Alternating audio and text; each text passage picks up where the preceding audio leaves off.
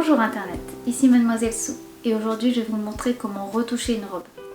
Je pense que c'est arrivé à tout le monde déjà d'avoir des vêtements qu'on nous offre ou qu'on achète mais que au final on se rend compte que ça ne nous va pas parce qu'il n'est pas exactement taillé comme il faut et qu'il est par exemple un peu trop long ou un petit peu trop ample et que du coup vous flottez dedans et que vous ressemblez à pas grand chose. Ou en tout cas que c'est ce que vous ressentez en tout cas. Je sais pas si ça vous est arrivé, en tout cas moi ça m'arrive extrêmement régulièrement. J'ai vraiment une malchance avec ça, c'est que je trouve toujours des vêtements 10 fois trop grands ou 10 fois trop larges.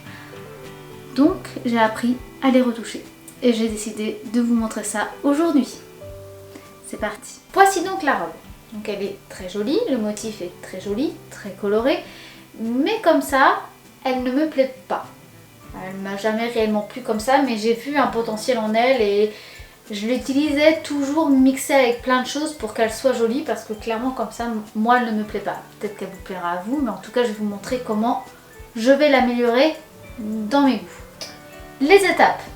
Tout d'abord, on va parler du problème du fait qu'elle est beaucoup trop ample. Vous voyez, elle est beaucoup trop ample. Là, c'est ma taille sur le mannequin et quand on serre, voilà ma taille, voilà la taille qu'on a avec la robe. Ce qui est beaucoup trop large. Normalement, quand on veut retoucher une robe facilement, rapidement, ce qu'on fait, c'est qu'on met la robe à l'envers et on fait des pinces de chaque côté de la robe, voire deux pinces dans le dos comme ça. Comme ça, vous êtes là, vous avez le dos, vous retournez la robe et vous faites des pinces. Comme ça, ça ne se voit pas à la couture visible, mais vous avez des pinces, c'est resserré et c'est parfait. Vous pouvez aussi le faire du coup comme je disais sur les côtés. Ce que je vais faire c'est qu'ici il y a une fermeture éclair invisible. Je trouve ces fermetures invisibles nulles parce qu'elles ont tendance à être beaucoup trop fragiles et elles se cassent très facilement. Surtout au niveau des jointures de couture comme au niveau de la taille. Souvent si vous avez des vêtements ça coince toujours au même endroit. Vous croyez que c'est parce que vous avez pris un peu de poids mais en fait non, c'est la couture du vêtement qui coince la fermeture éclair et qu'elle a du mal à se fermer. Et puis vous forcez un peu trop et elle se casse. Je déteste ces fermetures éclair là, je ne m'en sers d'ailleurs jamais quand je la porte, je l'enfile telle qu'elle. Donc elle me sert strictement à rien. Je vais l'enlever et je vais recoudre les deux parties ensemble comme s'il n'y avait jamais eu de fermeture éclair. Plutôt que de la recintrer, donc c'est-à-dire la mettre à l'envers et faire des pinces de chaque côté ou des pinces dans le dos pour faire en sorte que justement elle soit bien cintrée comme ça, je vais plutôt rajouter une ceinture que je vais coudre à même le tissu, c'est-à-dire ici je vais rajouter une bande. Alors il faut encore que je voie la couleur. Est-ce que je pars sur du bleu, du violet, du noir? Je ne sais pas encore. Tout ce que je sais c'est qu'ici il va y avoir une ceinture qui va faire le tour de la robe et qui va être cousue jusqu'au niveau de l'emmanchure de chaque côté. Ensuite, il y aura toujours la ceinture qui va continuer, mais qui ne sera pas cousue sur la robe. Et ça fera justement deux énormes rubans de laçage et pour faire un gros nœud dans le dos. Comme ça, je peux l'enfiler sans avoir besoin de ma fermeture éclair. Et en plus, quand je la resserre avec les rubans, ça fera ça. Donc ça fera un joli plissé dans le dos, un joli plissé à l'arrière du bas de la robe. Je ne perds pas mon amplitude, mais en même temps je peux l'adapter à ma taille sans poser de problème. J'aime beaucoup ces techniques là comme vous l'avez pu remarquer. L'avantage de ce système c'est que au moins vous pouvez porter votre vêtement selon vos envies et selon les aléas de la vie. Si vous grossissez un petit peu, c'est pas grave, vous desserrez un peu le nœud. Vous avez maigri, c'est pas grave, vous resserrez un petit peu le nœud. Ah zut, vous avez bien mangé, oh là là, vous desserrez un peu le nœud. Plutôt que de défaire un petit bouton et de faire oh là là, là vous avez juste à desserrer et vous avez toujours la même tenue de la robe. C'est quand même un peu plus élégant et c'est aussi beaucoup plus modulable dans une vie de tous les jours. C'est pour ça que j'utilise plus ce genre de système plutôt que des fermetures éclair parce que quand vous avez une fermeture éclair, vous êtes là, j'ai grossi et j'arrive pas à la fermer. En tout cas, moi c'est souvent ce qui m'est arrivé parce que je faisais toujours des vêtements extrêmement ajustés à ma taille. Sauf que quand on grossit ou quand on s'assoit pas forcément dans les meilleures positions et qu'on a envie d'être à l'aise, et on se retrouve bien enquiquiné parce que ça vous fait mal. Dans la vie, il faut aussi se sentir à l'aise et belle. C'est bien d'avoir les deux. L'autre ajout que je vais faire à cette robe, c'est quelque chose de magique que toutes les femmes rêvent d'avoir. Des poches. Oui, vous avez entendu, des poches. Parce que là, vous voyez mon joli petit short, il est mignon, hein. Il y a des jolies petites traces de poche là. Et puis sur les petites fesses, là, il y a une poche là. Mais en fait, c'est des fausses. Et ça, c'est quand ils montrent un effet de poche. Parce que quand il y a sur les robes, il n'y a pas du tout de poche du tout. En fait, ça n'existe pas. Donc en fait, il faut toujours qu'on ait un sac. Et après, on se fout de notre gueule parce que on demande toujours à machin de tenir machin au bidule. Bah oui, mais bon, on n'a pas de poche. Donc, je vais rajouter des poches à cette robe pour pouvoir avoir de quoi mettre mes mains, mais aussi mettre des trucs dedans, parce que c'est agréable dans la vie d'avoir des poches, vraiment. Après l'enlevage de la fermeture éclair et de la ceinture et l'ajout de poches, je vais aussi travailler sur le col. J'ai réfléchi longuement, vraiment longuement. Au départ, je me demandais est-ce que je fais pas un col bateau comme ça, et donc du coup enlever tout ça, le faire beaucoup plus comme ça en fait, ce qui aurait été très joli, il faut se l'admettre. Mais le souci de cette technique, c'est que vous ne pouvez rien avoir en dessous. C'est-à-dire que si vous mettez un débardeur ou un soutien-gorge, vous ne pourrez pas mettre cette robe parce que vous aurez toujours les bretelles qui seront apparentes. Et c'est casse-pied. Je préfère donc faire un col où au moins j'ai encore un espace au niveau des manches pour pouvoir mettre quelque chose en dessous. Le col que j'ai décidé de faire, c'est un col, comment dire ça? Je sais même pas si ça a un nom. Le col que je veux faire, c'est vraiment faire une ligne droite et épouser l'arrondi des seins. Ce qui va faire une sorte de début de cœur en décolleté, mais ça reste bien droit ici, ce qui va permettre d'avoir justement la protection des épaules, de pouvoir mettre un débardeur, un soutien-gorge, un pull et de mettre quand même une jolie poitrine en avant, mais surtout un port beaucoup plus joli qu'un col rond. Enfin, c'est purement subjectif, mais j'ai horreur des cols ronds. Donc, voilà. Pour terminer, j'enlèverai certainement aussi ce petit biais là et je mettrai peut-être autre chose. Je rajouterai peut-être un volant en dentelle ou en mousseline. Non. Ça va évoluer selon quelle couleur je prends au niveau de la taille pour que ça me convienne. Voilà, maintenant que j'ai fait une introduction extrêmement longue, on peut donc commencer maintenant. J'utilise un découvite pour couper les fils de la couture de ma fermeture éclair. Un découvite, c'est un petit crochet avec une lame dans son creux. J'y vais doucement pour ne pas abîmer le tissu. Ensuite, je réassemble les deux couches de tissu et je les recouds. Tout d'abord, je m'occupe du tissu de devant, puis de la doublure.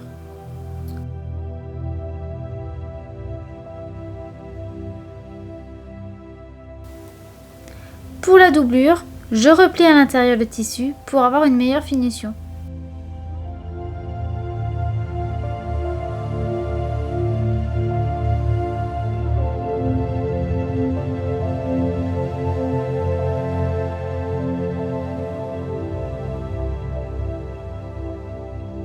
Et je couds le tout à la main. À l'aide d'un crayon, je crée une forme de poche dans du tissu doublure. Ici, c'est une chute de tissu beige. J'en coupe 4 pièces, 2 par poche. Je les assemble, puis les couds ensemble.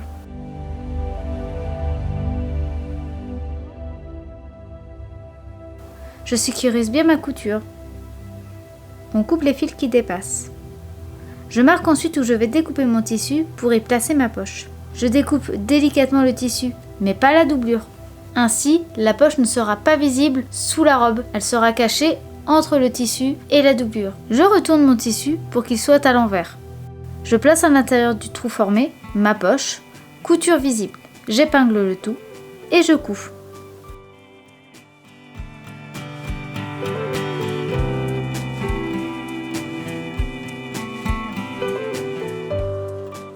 J'utilise toujours mon point zigzag pour protéger ma couture et mon tissu.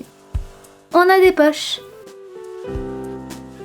Je repasse les coutures et je m'attaque à la découpe du col et des manches. Je place un patron de la forme que je veux réaliser. Je trace la forme, puis je découpe le tout. Au niveau du décolleté, on est plutôt pas mal, en sachant que après ça va être recousu bien, qu'il y aura en plus une partie qui va servir d'ourlet, donc ça va être un peu plus décolleté. Là on est pas mal. Faut que je recoupe ça aussi parce que ça c'est très gênant en fait. Je joins la doublure et le tissu, puis je les couds ensemble. Ce sera plus simple par la suite de placer le biais dessus.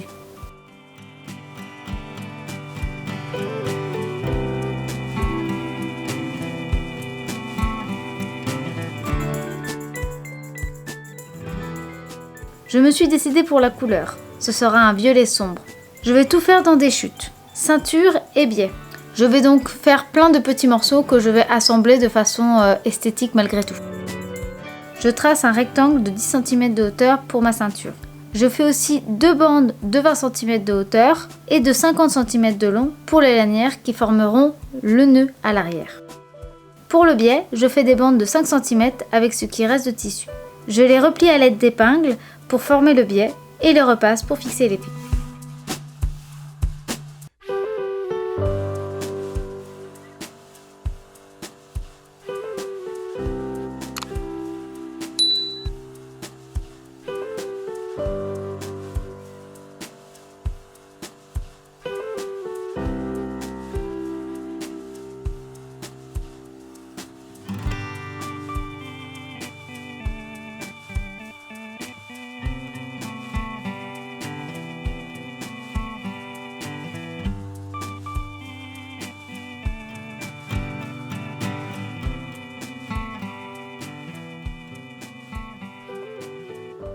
Puis je les place sur la robe. D'abord sur le dessus que je couds.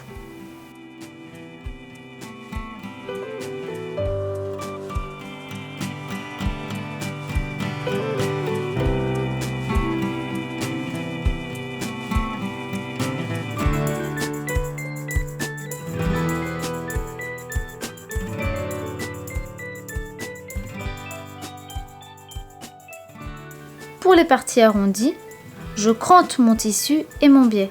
Cela va permettre d'avoir un plus beau arrondi. Je retourne ensuite mon biais, je les fixe à l'aide d'épingles et je le couds sur la doublure avec un point à la main.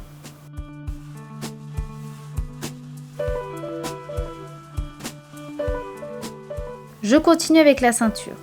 Je plie mes bandes de 20 cm en deux sur la largeur. Et je les couds.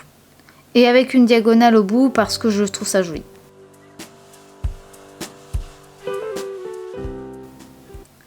Un petit point zigzag.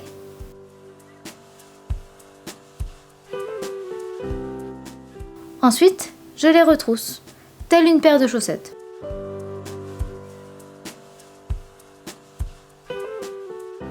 Je place la bande de 10 cm de large sur ma robe. La longueur est celle de la moitié du tour de taille de la robe. Je couds un des côtés de la ceinture à la machine. Puis je passe aux extrémités de la ceinture mes deux lanières faites précédemment. Je les couds.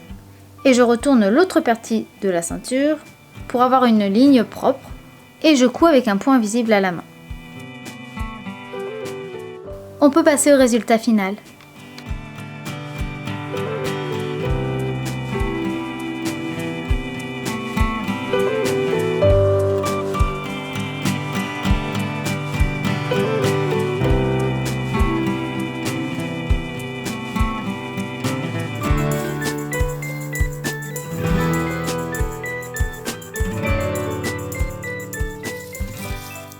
Cette vidéo est maintenant terminée.